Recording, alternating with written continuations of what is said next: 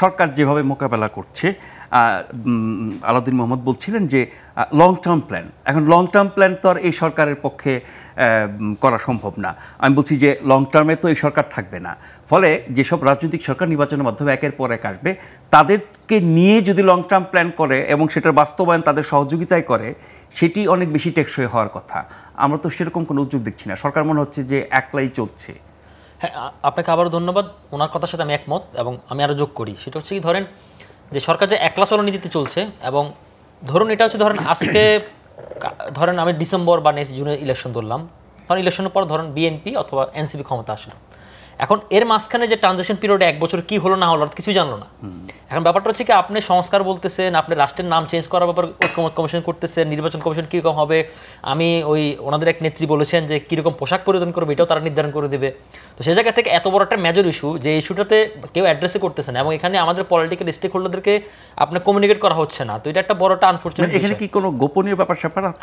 আমি আসলে কোনো কনস্পিরেসি থিওরি যেতে চাই না, এবং এই জিনিসগুলো আসলে আমাদের ন্যাশনাল সিকিউরিটির জন্য প্রচণ্ড ডেঞ্জারাস বিষয়। তারপর আমি ছোট করে আপনাকে একটু বলি, সেটা হচ্ছে ধরেন আমি যেটা বলতে চাই আপনাকে গত পর্বে আপনার বিরতির আগে যেটা বলেছিলাম, সেটা হচ্ছে ধরুন একটি অংশের নিশ্চিতভাবে এখানে দুরভিসন্ধি রয়েছে, এবং যেহেতু ওরা US backbone, US passport holder, আপনি দেখেন আমি খুব মানে ওই মানুষগুলো ইউএস এর স্বার্থ দেখার জন্য এই সরকারের সাথে যুক্ত হয়েছে, আমি ওই অর্থে বলতে চাই না, কিন্তু ধরেন আপনি বা আমরা যে কোনো একজন ধরেন আমেরিকান পাসপোর্টধারী, এখন আমি আমেরিকান পাসপোর্টধারী, যখন আমেরিকান পাসপোর্টধারী নিলাম তখন তো আমি তার কাছে আনুগত্য স্বীকার করলাম।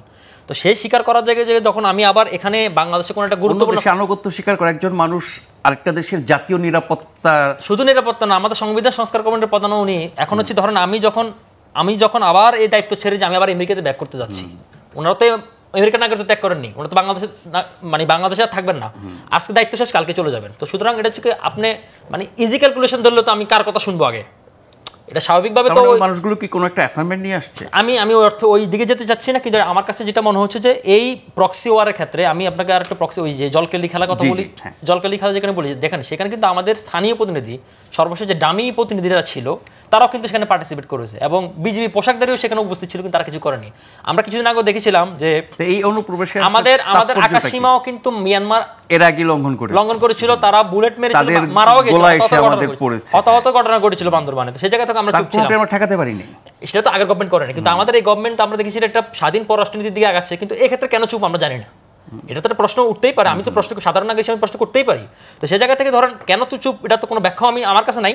এখন হচ্ছে ধরেন আমার কথা হচ্ছে কি, আমার ন্যাশনাল সিকিউরিটির জন্য যে থ্রেটেন হবে আমি তাকে অ্যাটাক করবো, এটা হচ্ছে আমার কথা। আমি এত টাকা খরচ করে, আমি জনগণের ট্যাক্স টাকা খরচ করে আমি কেন নৌবাহিনী পুষতেছি, আমি কেন সেনাবাহিনী পুষতেছি, আমি কেন বিমানবাহিনী পুষতেছি, নিশ্চয়ই আঙুল চোষার জন্য নয়।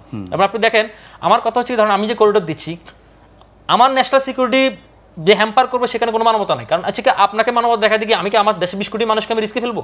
সুতরাং হচ্ছে কি আমাদের এই জিনিসগুলো কেন নেগোশিয়েট হচ্ছে না আমি জানি না, এবং কেন ওদেরকে আমি আপনাকে আরেকটু যোগ করতে চাই, শিলখালিতে যে 80 কিলোমিটার এরিয়া জুড়ে যে এরকম আপনার হচ্ছে কি যে করিডোরের কথা বলা হচ্ছে, সেখানে আমাদের কাছে এরকম নিউজও রয়েছে যে 80,000 রোহিঙ্গাকে তারা ট্রেন আপ করা হচ্ছে যুদ্ধ পাঠানোর জন্য, এবং সেখানে ধরেন আরাকান আর্মির যে ত্রাণ সহবিল করার জন্য সেখানে আমাদের সেনাবাহিনী নাকি একদম সাইলেন্ট গার্ড হিসেবে রাখা হবে, তারা নাকি চুপ থাকবে। এখন হচ্ছে ধরেন তারা যখন যুদ্ধ করবে, একটা কথা আছে যে নগর পুরলে দেবালয় না, এখন হচ্ছে কি আপনার পার্শ্ববর্তী অঞ্চলে সব জায়গায় যুদ্ধ লেগে যাবে, আপনার গৃহযুদ্ধ তো অলরেডি মিয়ানমার রয়েছে, এটা আঞ্চলিক পরাশক্তির যুদ্ধ লেগে যাবে, আর আপনি বাংলাদেশে বসে কাঁথার মধ্যে শুয়ে শুয়ে আর ওই মুভি দেখবেন আর টিকটক দেখবেন, আমরা প্রক্সি ওয়ারে যুক্ত হয়ে যাচ্ছি।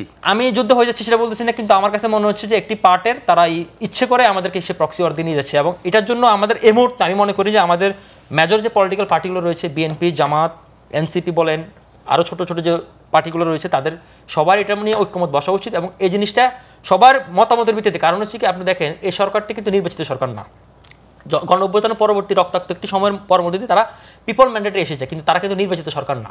এবং যেহেতু এখানে বারবার আপনি দেখেন গতকাল ডিএনসিসির উপদেষ্টা হিসেবে ঢুকানো হচ্ছে সব বিদেশি পাসপোর্টধারী, একজন এস্তোনিয়ান নাগরিক, তিনি এস্তোনিয়ান নাগরিক নেওয়ার সময় তিনি বাংলাদেশের নাগরিক ত্যাগ করেছেন, এই রিপোর্টও রয়েছে।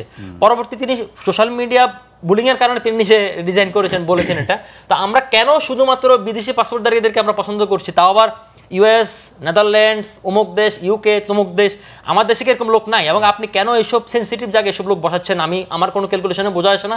এবং আপনি দেখেন বাংলাদেশের হিস্ট্রিতে বাংলাদেশের মধ্যে একটি দেশে কখনোই কিন্তু আপনার সিকিউরিটি অ্যাডভাইজার বা নিরাপত্তা অ্যাডভাইজার কিন্তু কখনো ছিল না, পদই ছিল না কোনোদিন। ইভেন আপনাকে আমি আর একটু পার্সোনাল জিনিস শেয়ার করতে চাই, যখন সেনাপ্রধান আজিজ আহমেদের মেয়াদ শেষ হয়ে যাচ্ছিল, তখন তিনি পরবর্তী সময় রিটায়ারমেন্টের আগ মুহূর্তে তিনি তার এক্সটেনশন করার জন্য তিনি ইন্ডিয়ার মাধ্যমে তিনি হাসিনাকে প্রেসার দিয়েছিলেন, কিন্তু হাসিনা তারপরেও এতটা ঝুঁকিপূর্ণ ছিল, তার নির্বাচন নিয়ে এত মানে ক্ষমতার জন্য সে এত পাগলা গোড়া ছিল, কিন্তু তবু সেটাতে রাজি হয়নি। কিন্তু আমি বুঝলাম না যে ইউনূস সরকার, ধরুন আমাদের একটা কথা এখানে রয়েছে, আমরা যেহেতু বাংলাদেশের সবগুলা মিশনের সাথে এম্বাসির সাথে আমরা ইন্টারাকশন হয় আমাদের কাজের সূত্রে বা আমাদের এক্সচেঞ্জের সূত্রে, তো সেই সূত্রে ধরেন আমাদের এই গত 8-9 মাসে আমাদের যত মানে আমাদের ফরেন যতগুলো সাফল্য রয়েছে, এখানে ধরেন তো আমাদের পররাষ্ট্র উপদেষ্টাদের কোনো ভূমিকা নেই, কারো কোনো ভূমিকা নেই একমাত্র ইউনূস ছাড়া। কারণ ডক্টর ইউনূসের একটা ফেস বলে রয়েছে, একটা ব্র্যান্ড বলে রয়েছে, উনি অনেক কিছুই ওনার নিজ যোগ্যতা সেটা করে ফেলেছেন। তো সেই জায়গা থেকে তো উনি তো একাই এনাফ ছিল। তো উনি থাকা অবস্থায় আপনি সেখানে হচ্ছে আপনার মানে আবার কেন নিরাপত্তা উপদেষ্টা ডক্টর খলিল রহমানকে নিয়োগ দিল, আমার কোনো বোধগম্য না। আরেকটি বিষয় দিয়ে আমি শেষ করছি, সেটা হচ্ছে কি, আপনি লক্ষ্য করেছেন কিছুদিন আগে আমাদের সেনাপ্রধান জনাব ওয়াকরুজ্জামান তিনি একই সাথে রাশিয়া এবং ক্রোয়েশিয়া ভ্রমণ করেছেন।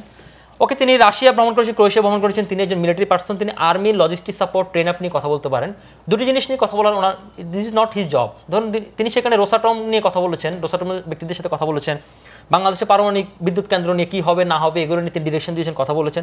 আরেকটি বিষয়ে কথা বলেছেন যে তিনি সেটা হচ্ছে কি বাংলাদেশ থেকে আসার হচ্ছে কি লিগেল কোনো ম্যান পাওয়ার সিস্টেম নাই। হ্যাঁ, এখন আপনার এখানে যারা অন্যভাবে যায় তাদেরকে যুদ্ধ পাঠানো হচ্ছে, তো সেটা নিয়ে উনি কথা বলেছেন। তা আমার কাছে মনে হচ্ছে ওইগুলো বলার জন্য তো উনি আমার কাছে তো একটা গভর্নমেন্ট আছে, বহুমুখী তৎপরতা, না এগুলা মানে অনেক কনস্পাইরেসি থিওরি তৈরি করে। এখন আমরা আসলে যেহেতু কোনো মানে ব্রডকাস্ট জার্নালিস্ট বা মেইন স্ট্রিম মিডিয়া ছাড়া আমরা কোনো অ্যানালাইজ করি না, তো ওইসব কনস্পাইরেসি থিওরি কিন্তু আপনি যদি প্রত্যেকটা ডটকে মিলান তাহলে একটা সরলরৈখিকভাবে দেখা যাচ্ছে আমরা আসলে একটা ঝুঁকির মধ্যে যাচ্ছি এবং ঝুঁকির মধ্যে আছি এবং ঝুঁকির মধ্যে যেতে যাচ্ছি। এবং আরেকটি বড় বিষয় হচ্ছে কি আমাদের সরকার এখানে তার নিরাপত্তাটা আসলে একটা বড় একটা সন্দেহ, এইটা অনেক বড় বিষয়। আমি এই বিষয়টা নিয়ে শুনবো আরেকটা ছোট্ট বিরতির পরে, আশা করছি এবারও আপনাদেরকে সাথে পাবো।